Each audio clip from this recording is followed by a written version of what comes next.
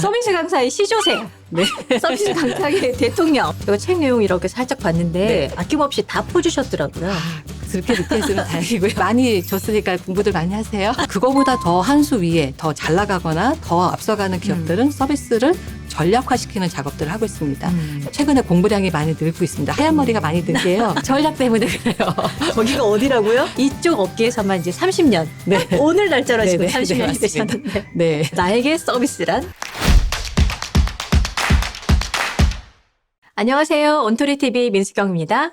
예, 안녕하세요. 서비스 경영 전문가 황혜미입니다. 네, 교수님 안녕하세요. 네, 안녕하세요. 와, 반갑습니다. 이렇게 모시게 돼서 너무 영광입니다. 반갑습니다. 네, 서비스 강사의 시조세요. 네. 서비스 강사의 대통령. 서비스 강사 1세대. 네. 맞죠? 네, 그런 것 같아요. 간단하게 소개 좀 부탁드릴게요. 네. 오늘이 정말 저에게는 굉장히 뜻깊은 날인데요. 네. 이제 1993년, 30년 전 12월 6일이 네. 제가 삼성그룹이라는 데 입사한 날이거든요. 사회생활 한 지가 딱 30년이 됐어요. 너무나 뜻깊고 의미 있는 날인데 그때 당시에 이제 회사 들어가서 3개월 만에 서비스 강사라는 거를 오로지 성격 테스트만 위해서 테스트를 해서 휴먼웨어를 가르치기 시작을 했고요. 네. 그렇게 해서 한 10년 동안은 친절, 인사, 자세 동작, 대화법 이런 걸 가르쳤다가 2000년 초반에부터 시작해서는 우리나라에서 이제 피자헛이라는 곳에서 기다리는 고객들에게 번호판을 갖다가 나눠주기 시작하고 메뉴판을 나눠주기 시작한 때가 있었어요. 그때가 우리나라 2002 월드컵 할 때인데 그때부터는 우리나라의 서비스가 뭔가 프로세스라든지 품질 관리를 하는 걸로 좀 바뀌어가기 시작을 했습니다. 그리고 나서 한 2015년 전후부터는 우리나라의 서비스 디자인이라는 게 굉장히 이제 활성화됐는데 서비스도 설계해야 되고 고객 경험이 무엇인지를 찾고 이런 쪽을 지금 더 많이 지금 저도 연구해 가고 있고요. 최근에는 이제 그걸 조금 더 넘어서 이제 신서비스 개발까지 좀 공부를 하고 있습니다. 그 서비스 업계의 시조세 맞네요. 그렇죠. 그렇게 되려고 노력하고 있습니다. 그 93년도면 네. 사실은 일반 소비자들도 서비스가 엉망이야 뭐 이런 개념조차도 별로 없을 때 그렇죠. 아닌가요? 없을 때입니다. 삼성이나 LG나 이런 서비스라는 거를 그냥 친절. 저희도 일본에서 저희도 강사 양성을 받았는데 무조건 인사 잘하는 게 서비스의 전부인 줄 알았던 시절이었고요. 그렇게 30년 동안 쭉 한 길을 걸어 오셨고 후배 양성도 많이 하시고 네. 대학교에서 계속 연구 개발하시고 그렇죠. 그러고 이번에 있습니다. 또 이제 네. 서비스 경영 고객 접점 실무 중심 이 책을 또 내셨더라고요. 네. 이 책을 이렇게 쓰신 이유가 있으세요? 우리가 미용실에 가면은 머리 예쁘게 다듬어 주세요 이라고 하지 0.5cm 깎아주세요 하지 않잖아요. 그렇죠. 뭔가 정량적으로 규격화하고 뭔가 체계화하는 게 서비스가 참 어렵잖아요. 그러다 보니 제가 지금까지 했던 노하우들을 잘 정리해서 학생들한테도 좀 들려주고 또 우리 예쁜 후배 강사들, 후배 강사들이 제가 알고 있는 노하우들을 좀 보면서 공부를 하면 후배들은 저보다 조금 더 업그레이드된 서비스를 제공할 수 있을 거 아니에요. 강의도 그렇고 컨설팅도 그렇고 그래서 서비스가 단순하게 고객들한테 전달되는 강의뿐만 아니라 모니터링도 있고 매뉴얼도 있고 과정 개발도 있는데요. 그런 거를 좀 체계적으로 정리를 해봤습니다. 제가 책 내용 이렇게 살짝 봤는데 네. 아낌없이 다 퍼주셨더라고요. 그렇게 느껴지면 다행이고요. 많이 줬으니까 공부들 많이 하세요. 책 안에도 이제 그런 내용이 있겠지만 서비스 경영의 핵심 포인트가 분명히 있을 것 같거든요. 네네. 네. 아까 말씀드렸던 것처럼 이제 친절이라는 것에서 서비스로 넘어오는데 시간이 걸렸고 예전에는 그냥 친절 아니면 서비스. 근데 어느 순간부터 한 10년 전부터는 서비스 매니지먼트라는 게 학생들한테 수업이 되고 대학원 과정까지도 이미 이제 만들어질 만큼 서비스가 이제 경영이라는 생각을 하고 있는데 그거보다 더 한 수 위에 더 잘 나가거나 더 앞서가는 기업들은 서비스를 전략화시키는 작업들을 하고 있습니다. 롯데백화점이나 롯데호텔 같은 경우 예를 들자면 서비스 R&D 팀이라는 데가 있고요. 서비스 전략팀이 생겼어요. 기업들이 서비스를 단지 이제 행동만 생각하는 전술이 아니라 방향성이나 지침을 명확하게 정하고 그거에 맞게 우리가 전술적으로 어떤 행동 지침을 만들자는 게 있는 것 같은데 예를 들자면 작년에 제가 이제 롯데호텔이 이제 시니어 사업부가 생겨서 앞으로 이제 신동빈 회장님이 얘기를 하셨는데 30개 정도의 시니어 타운을 만든대요. 근데 시니어 타운들은 이제 앞으로 한 60세 되시는 분들이 나이가 들어서 요양원을 가는 게 아니라 시니어 타운은 본인들이 이제 취미가 같고 기호가 비슷한 사람들끼리 모아서 그들끼리 사는 뭔가의 커뮤니티를 이제 만들어 가는데 그 60대 분들의 니즈를 조사하는 작업도 했고 네. 어떤 관심이 있고 어떤 것들을 선호하는지 그리고 어떤 시설을 이용할 때 어떤 불편함이 예상하는지 인터뷰도 했는데 재미난 거는 이제 인터뷰하는 과정에 보니까 부부들이 인터뷰하다가 막 싸움이 날 뻔한 거예요. 왜요? 예를 들면 나는 당신하고 살지 않겠다. 아내분들은 언니랑 살겠다. 당신은 당신 혼자 살아라. 그래서 60 이후에 살면 저럴 수도 있겠구나. 예전처럼 부부가 같이 살지 않고 자매끼리 살고 엄마랑 살고 남자분들은 시골에 가서 따로 살 수도 있겠구나. 근데 남자들 잘하셔야 돼요.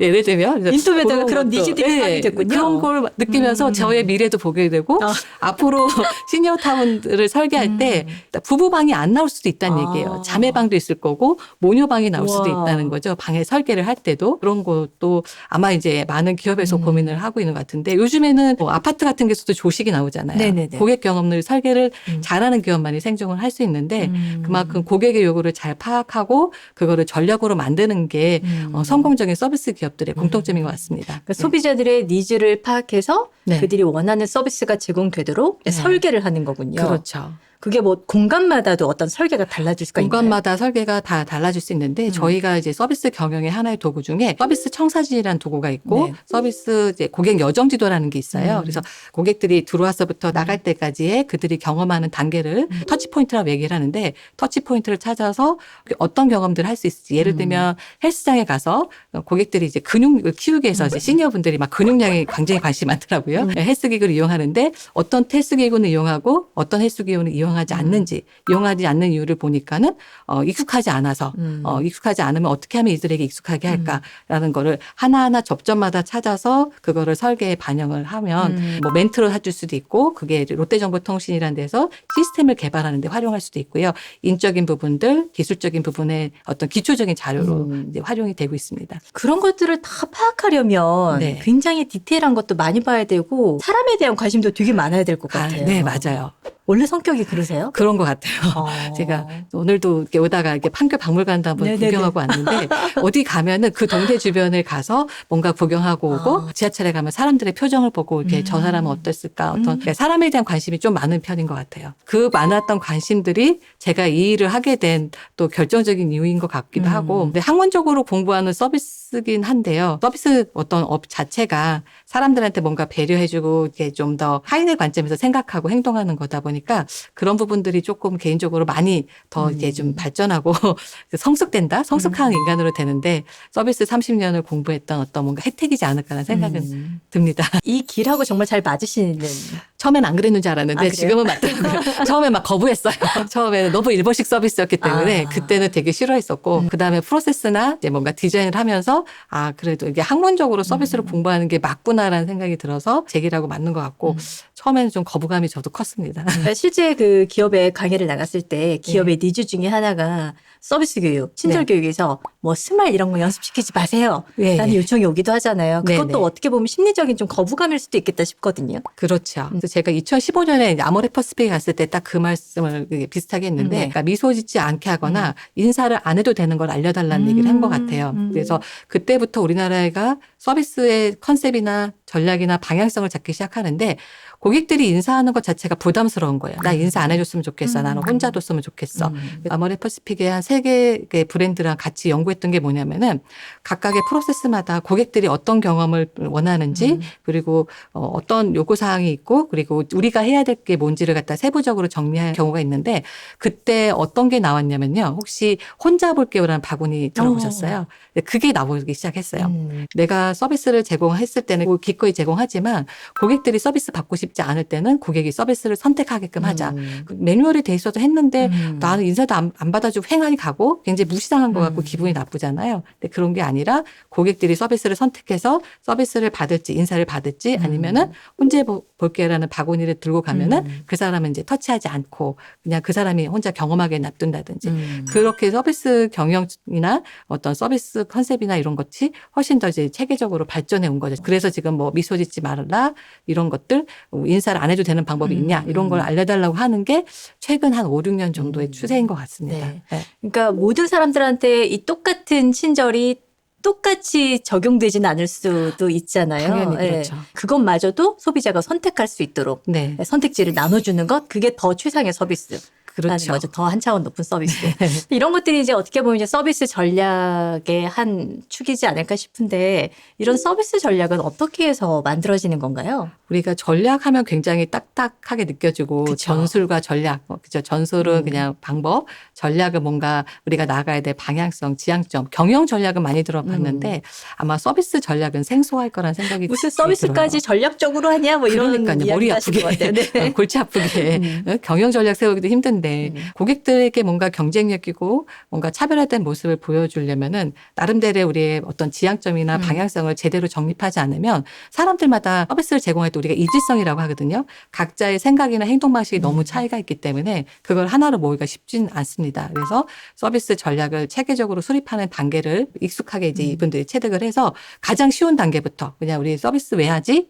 서비스 컨셉 잡아보자. 그리고 서비스 행동을 우리가 왜 할까? 그리고 표준화를 해보자. 요 단계가 이제 1단계 정도 가장 쉽게 하는 단계부터 시작을 하면 될 것 같고요. 네.